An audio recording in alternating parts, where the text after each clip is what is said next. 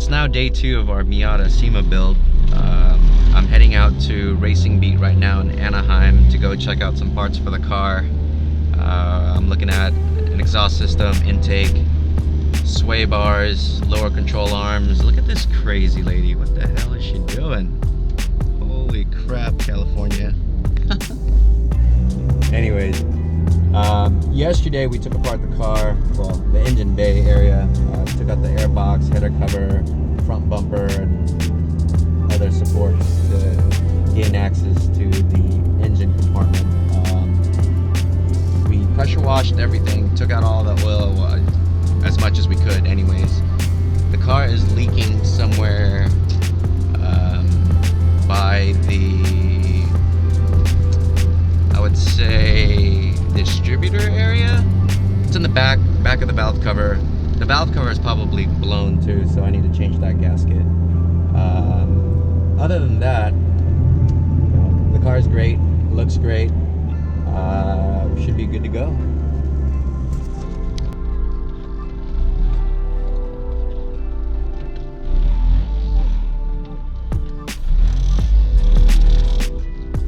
Yeah, those are my motor mounts. Ossport race mounts. So it all starts back in the corner. You'll see all the raw parts are back there. Okay. And then the production jigs.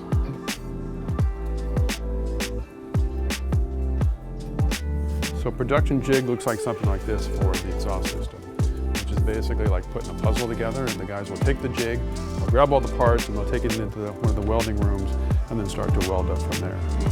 So this one has a pre-silencer in it, and then we make some that are, there is no pre-silencers.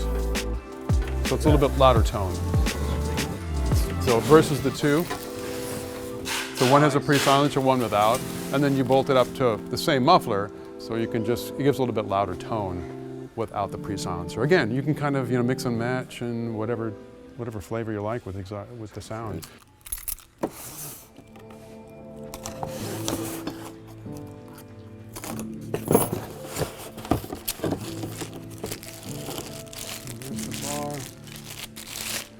So this is an inch and... So an inch and an eighth. Okay. I believe it's an 1/8 inch wall. I have to go look at the specs, we have too many bars. But you can see the difference though, you can kind of feel the difference in the bars. Oh, between these of two. the two, yeah. So this is solid. That's the solid bar. There's tubular. Oh wow. Oh wow. Yeah. It's like triple almost. Yeah. So what's the difference in stiffness or rigidity? I'd have to go look it up. It's all written down. It's on a chart. Okay. Yeah. So if someone was looking for a sway bar and they were thinking, should I get that one or that one? It's just weight. It's weight, well, this is going to be a stiffer bar, so it's going to impact the handling of the car a little bit different. For just a full street setup that you just want to go out and have a good time on the thing, there's nothing wrong with the solid bar. I mean, that's a real popular one. People do like something lightweight, so they tend to go towards the tubular bar setup. And then you pair that up with the rear bar, which is over here.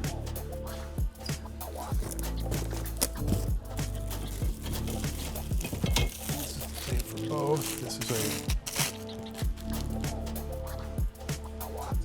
that's a 5/8 OD rear bar. And that's a solid. This is solid, yeah. They all come with the bushings, so we use urethane bushings on all of them. Now this is the front tie bar, right? Correct. So this will go up underneath the car on the lower control arms. Just connects them together. And then you're just gonna match it up with the rear. So the rear. Subframe brace. But in my application, I need to grind off Correct. a little nub in the back. Correct, yeah. But with the earlier cars, they just bolt on. Got it. We got front and rear sway bar, rear subframe brace, front brace. Let me see if I've got the blocks of both. Blocks. So your car has power steering? Sure does.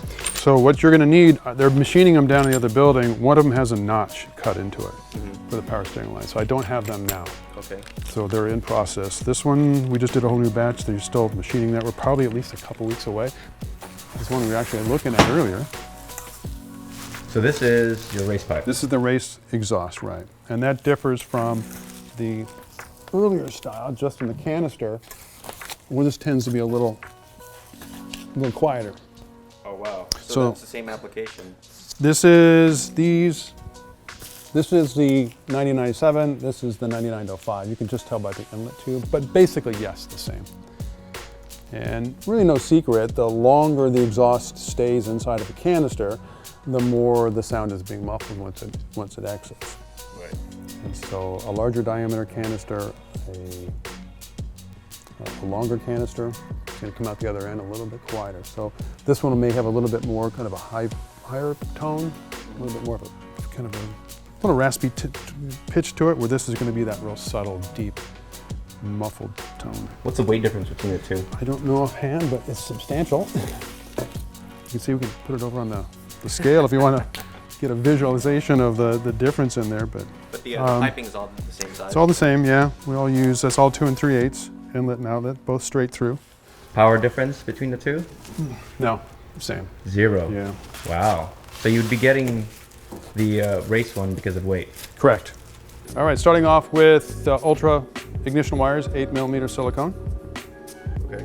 And kind of this is the combo here. We have the kind of our newer version of our MIATA muffler. This is the race version, so lighter weight. Paired up with the resonated mid pipe. So this will connect all the way from the catalytic converter back to the back end of the car. Some new rubber hangers. They go on the hanger positions. You can get this unresonated, right? You can get this unresonated. It's a little bit louder tone. It's just whatever you prefer. If you like it a little bit louder, then... So this will add a little bit more tone to it at the race version as compared to our street version. And this will louden it up even more. So it's just a personal preference. That's the nice thing with the MIATA, you can kind of mix and match to kind of tone it to however you prefer. And hangers, then we move to suspension bits and pieces. We have a rear control arm brace. We'll mount on the back of the car to tie in the upper and lower rear control arms. In the front, there's a front lower control arm brace. Mounted to the chassis, cast aluminum, the steel backing plates. This is what attaches it to the chassis.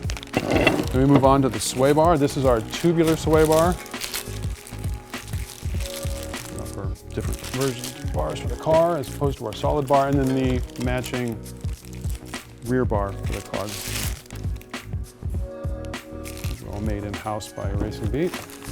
Then pair these up with new end links.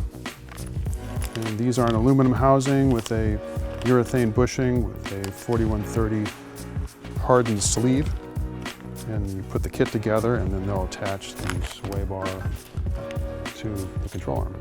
And you have your multiple hole positions, you fine tune it to your handling needs. And then we also include urethane bushings. So these are made to our specs from Prothane.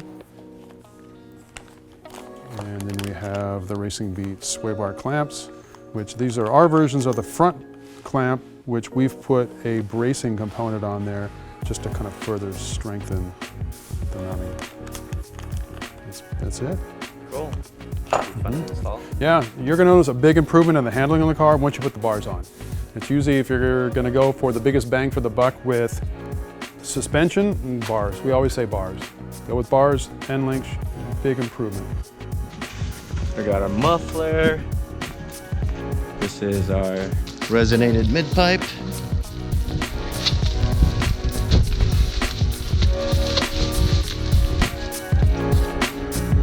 Sway bars. Everything's in there.